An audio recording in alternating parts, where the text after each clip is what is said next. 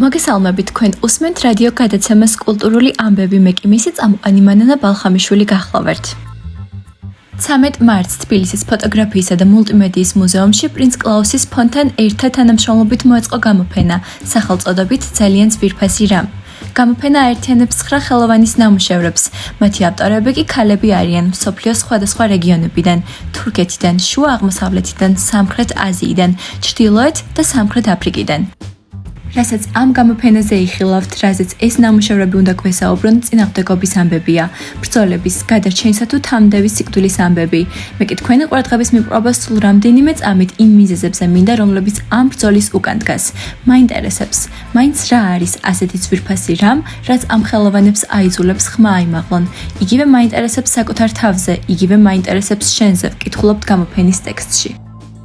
გამოფენაზე თითოეული ხელოვანის ნამუშევარს საკუთარი კუთხე ჰქონდა დათმობილი. მომზადებული იყო ასევე საკითხავი ბარათები, რომლებიც ამ გამოფენების ისტორიებს ყვებოდა.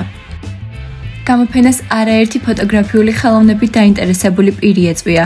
იგი კვლავ გაგრძელდება 2 თვის განმავლობაში და უმასპინძლებს დამთვალიერებლებს.